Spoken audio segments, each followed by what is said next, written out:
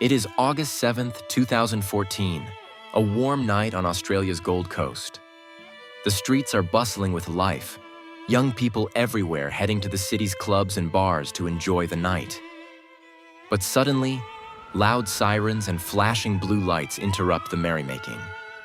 In front of a luxurious apartment complex lies the disfigured body of a young woman. It quickly becomes clear that she must have fallen from one of the balconies. But was it an accident, or was she pushed? Investigators soon obtain an audio recording of the evening, which also recorded the accident. It contains desperate screams, followed by a fatal fall. Today, we talk about Warriena Wright and the question of whether her death was a tragic accident or the result of a cruel crime.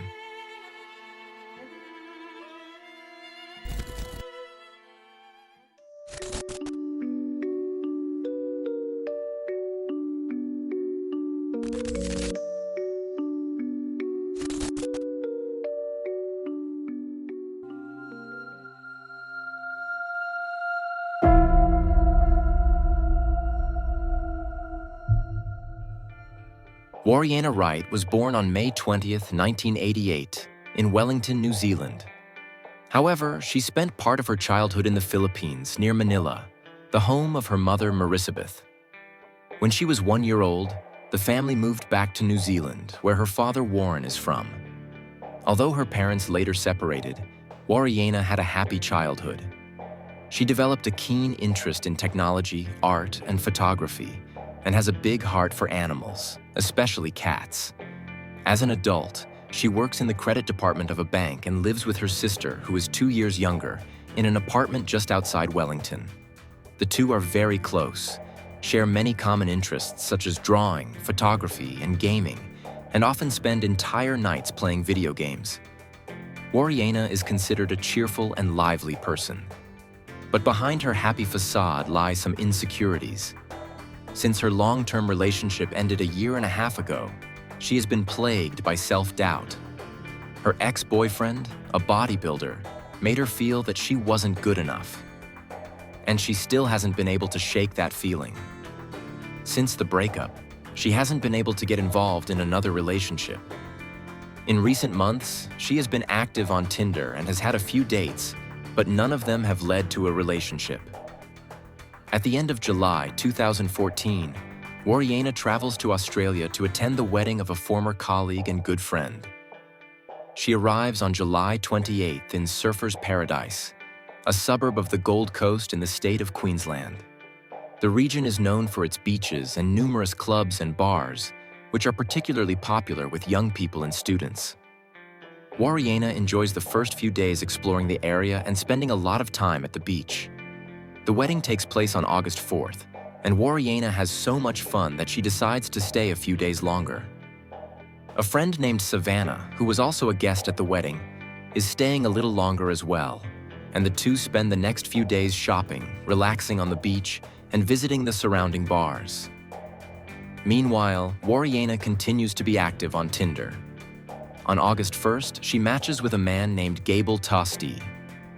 Gable is 28 years old and writes very aggressively from the start. "You look delicious. I want to do dirty things to you."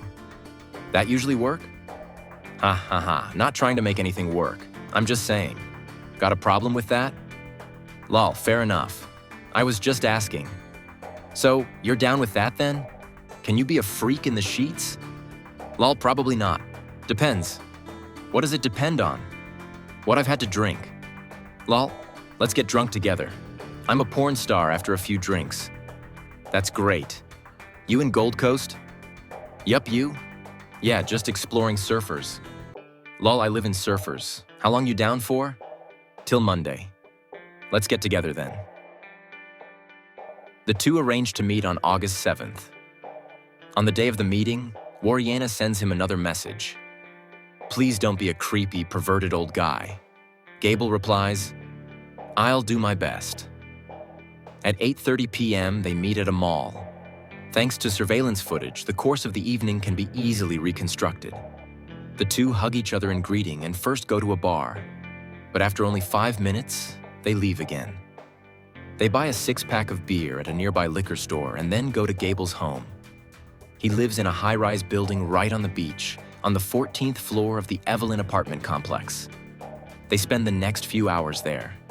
They have sex, listen to music, take photos, which Warriena even posts on her Facebook profile, and drink alcohol. Among other things, they drink vodka that Gable has brewed himself, which is very strong, causing Warriena to quickly become very drunk. At 12:56 a.m., Gable secretly begins recording everything that happens in the apartment from that point on with his cell phone. In total, he records almost 3.5 hours of audio material, which will later prove to be of great importance to the investigation, and which is difficult to listen to because of its cruelty.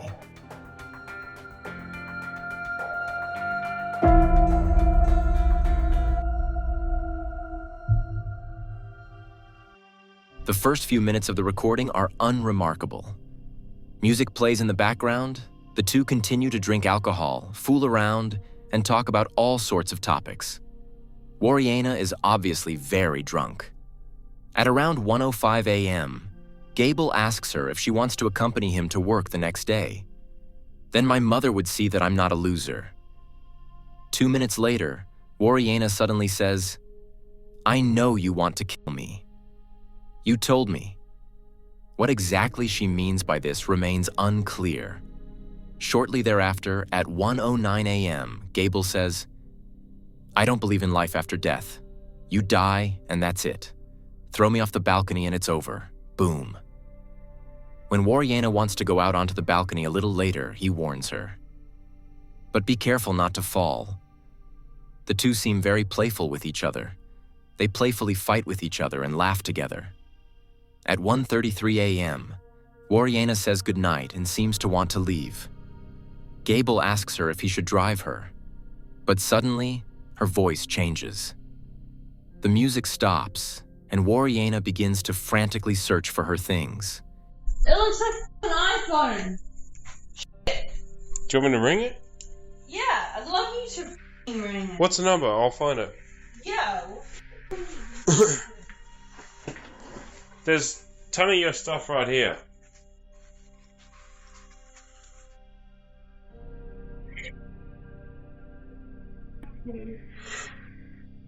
Hey, look. I didn't say you have to leave. I just said stop beating me up. And just go. Is this serious? No, it's there next to the bed. Where? There. Where? You gonna Right there. untie me? Look. Because I will No. destroy your jaw. It's not funny. I'm gonna call the police. Get it for me. You do that. Get it for me. It's right there. No, get it for me. Like, where's my money? You're not here.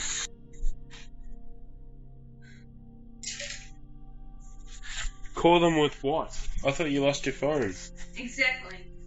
So how are you going to call anyone without your phone? You stole my phone. I didn't touch your goddamn phone. You guys stole my shit. I should So never. that's why I'm calling them. Should have never given you so much to drink. Shortly thereafter, the situation appears to calm down. They discuss mythology and gods and continue drinking alcohol. However, while Warriena goes to the restroom, Gable whispers into his cell phone, "Shit, God help me." Later on, Gable says that Warriena's phone might be on the balcony. At one point, Warriena apparently hits him, whereupon Gable tells her to stop.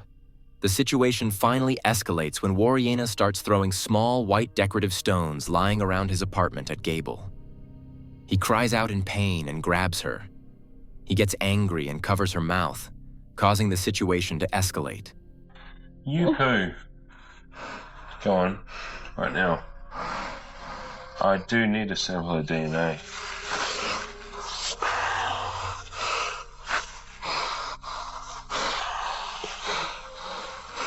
See, I thought you were kidding, and I've taken enough. This is f***ing bullshit. You're lucky I haven't chucked you off my f***ing balcony, you goddamn psycho little bitch. Who the f*** do you think I am? What? What? Got something to say? Say it. Yeah. Say it. What? Yeah. I'm the one who's injured. You don't have a goddamn scratch on you. Seriously, Adrian? Seriously, what? I'm gonna walk you out of this apartment. Just the way you are. You're not gonna collect any belongings or anything, you're just gonna walk out. And I'm gonna slam the door on you. You understand? If you try to pull anything, I'll knock you out. I'll knock you the fuck out. Do you understand? Do you understand? Do you understand? Come on, get up. Get up! Go. Get up! I'm so sorry. I don't care. Get up.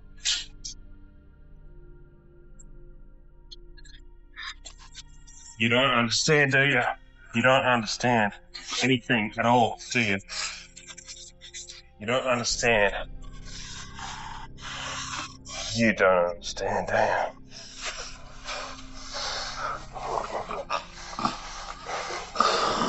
You just don't understand. Let go. You think you can hit me and I'll just like fall down like in the movies? Huh? You don't understand, do you? Let go of it. Let go. Let go. Let go.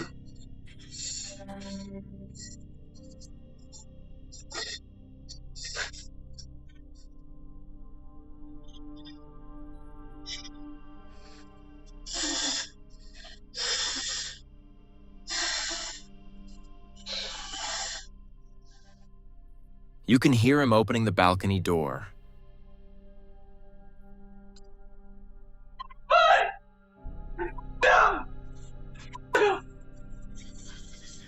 Who the f*** do you think you are? No! Hmm? No! No! No! Trying to kill me, huh? No! Why are you trying to hit me with that? No! Huh? No! No! No! No! No.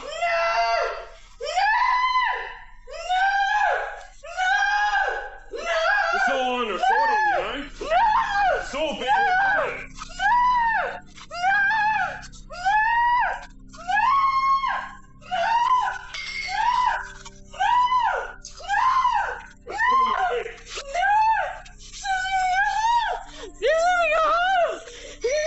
I would, but you've been a bad girl.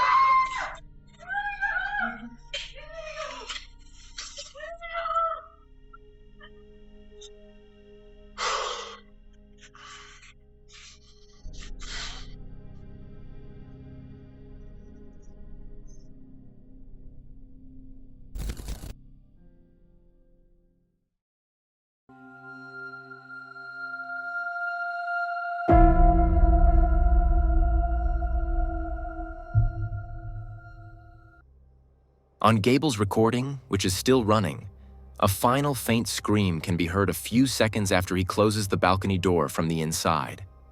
This is the moment when Warriena falls to her death.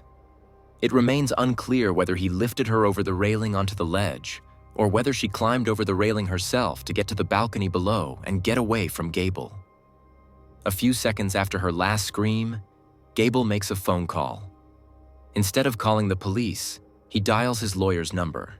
However, his lawyer does not answer the phone.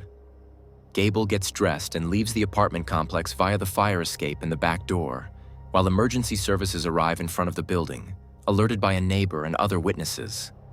The neighbor heard the argument. She lives 2 floors below Gable and tells the police that she heard a similar argument 2 months earlier. At that time, a woman had screamed "No, no, no" in fear. This time, she heard screams again and went outside at 2:19 a.m. and saw a young woman standing on the balcony ledge. A few seconds later, she slipped and fell to her death. Meanwhile, Gable wanders aimlessly through the streets and calls Warriena's cell phone twice. The cell phone she had been desperately searching for is in his pants pocket. In the meantime, the police question other witnesses and try to establish the identity of the deceased. Warriena has neither ID nor a cell phone with her, and her body is so badly injured that she cannot be identified at first.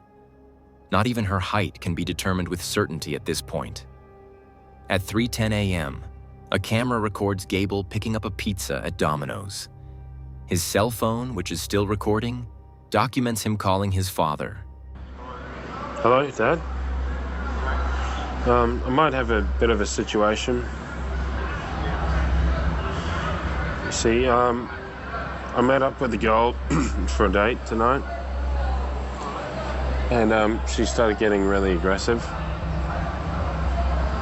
Like, it was alright at first, and like, we, had sex in bed, and then after that, like, she kept drinking, and we were both drinking, and she, like, I think she thought it was like a joke or something, but she kept, like, beating me up and whatever. Yeah, and it was because she was really drunk, and like, I forced her out on the balcony, and I think she might have jumped off. Like, I've been walking around, and there are like a million cops around my building. I'm f***ed. I don't know what to do. Hey? Like where? I didn't cause this. Like, I didn't push her or anything. I'm like just walking around the area, and there's like a million cops around the area. It's really f***ed up. I'm like next to Domino's. So like I didn't. This isn't my fault. I didn't do this. I was giving her my alcohol, but she was really violent, and I don't know. I like tackled her on my floor inside the building, and then. But I never forced her over the balcony. God, no. I'd never do anything like that. It's really f***ed up. I don't know what to do. Like, I'm walking around the area, and I just see a million cops around Avalon. Dad, this is really f***ed up. Why does this shit keep happening to me? When his father picks him up, Gable ends the audio recording. His father is already used to having to help his son with his problems and conflicts in the middle of the night. However, someone dying is something new even for him. Gable comes from a very good family, attended a private school, and already attracted attention for criminal behavior in 2003 at the age of 18. At the time, he had just graduated from high school and had a business idea. He sold fake IDs to minors in the party district of Surfers Paradise. Within a very short time, he earned $30,000. When he was caught, a psychological evaluation was conducted on him. It revealed that he has autism spectrum disorder and limited empathy. He also suffers from obsessive-compulsive disorder, has severe social problems, and is unable to form stable relationships. A psychiatrist testified in court at the time that Gable should be considered mentally impaired. As a result, he was ultimately acquitted. From that point on, Gable made almost all of his social contacts online. In 2010, he asked in an online forum how to make friends. There, he also got tips on how to meet women and sleep with them. From then on, this advice determined his life. Gable became increasingly misogynistic and expressed himself accordingly in online forums. In June 2012, he proudly posted that he had slept with over 100 women. When someone replied that he must be insecure and have low self-esteem if he had to post something like that, Gable wrote back, "Actually, you just made me realize something pathetic. One of the main reasons I try to sleep with different girls as often as possible is to boost my own self-esteem. As a child, I had great difficulty making friends and was never very popular. It was a long time ago, but the feeling remains." In the years that follow, Gable becomes a conspicuous figure in several clubs in the area. He harasses women, follows them around all evening, And when they tell him to leave, he becomes aggressive. The women eventually get to know him and stay away from him. Nevertheless, Gable claims to have slept with over 180 women. Over time, Tinder becomes his main platform for finding dates. He chats with over 250 women there, records all his dates with his cell phone, and secretly installs cameras in his apartment that often film the women without their knowledge. Gable drinks heavily, goes out partying every night, and often drives drunk or far too fast. His father, a renowned lawyer, bails him out of every difficult situation. Only once, in 2011, does he have to surrender his driver's license for 10 months for drunk driving. On the afternoon of August 8th, about 14 hours after Warriena's death, Gable Tostee shows up at the police station with his lawyer. There, he mentions Warriena's name, which helps the police identify her. Other than that, Gable uses his right to remain silent. Investigators confiscate his cell phone and search his apartment. A week later, on August 15th, 2014, Gable is arrested. He is accused of murdering Warriena and must remain in custody. After 3 months, he is released on $200,000 bail. Strict conditions are imposed on him.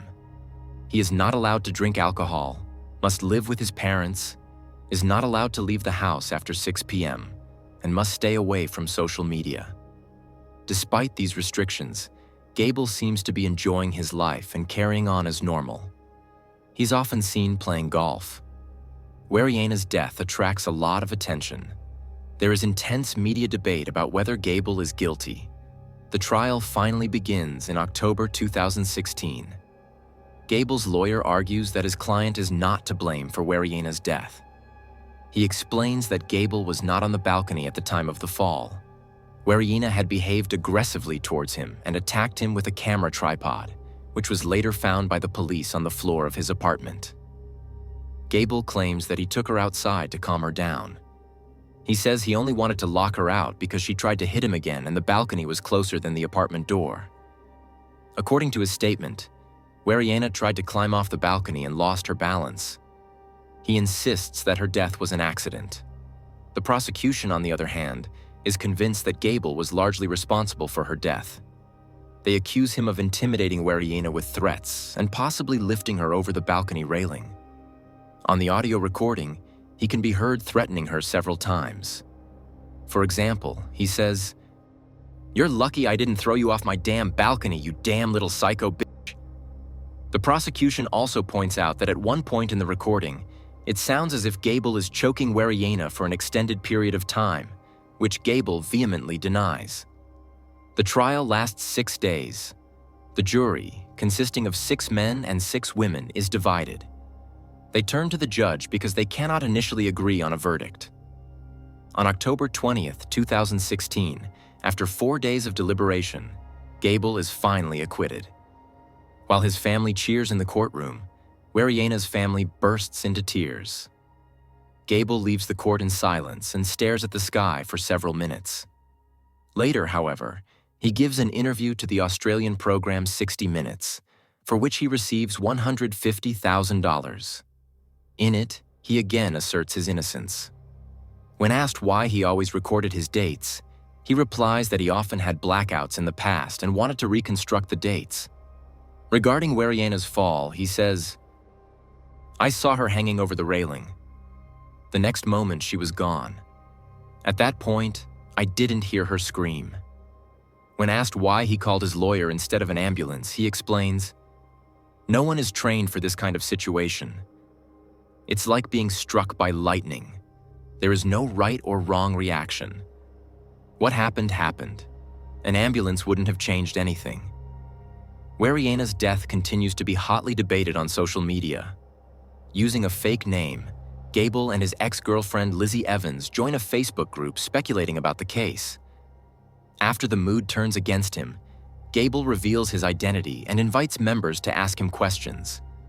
Lizzie writes in the group what a good man and great partner he is. Gable makes arrogant and misogynistic comments, corrects the spelling of other users, and is eventually kicked out of the group along with Lizzie. Warriena's family is advised by their lawyers not to appeal. Gable has since changed his name and now goes by Eric Thomas. He has already given several interviews about Warriena's case and has been active on Tinder again since 2019. This led to him going on a date with acting teacher Sabrina Collins, among others.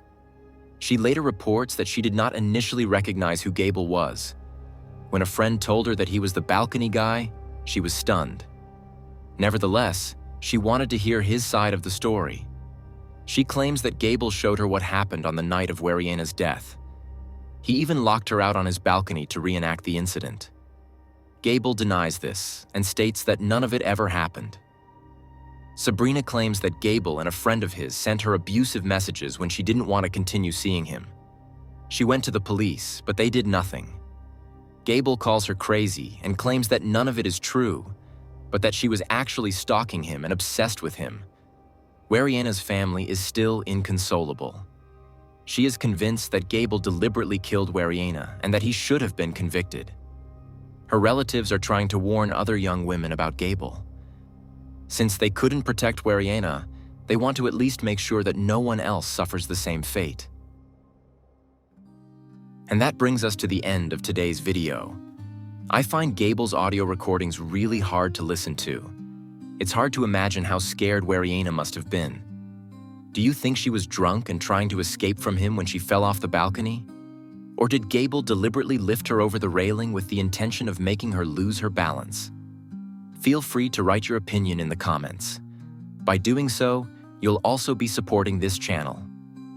If a video receives a lot of interaction shortly after being uploaded, it's more likely to be recommended to people who haven't subscribed to Insolito yet. Remember to subscribe to the channel and activate the bell. Other than that, there's not much else to say. I wish you a good morning, afternoon, or evening, depending on when you watch the video, and hope to see you again in the next video. Until then, ciao, everyone.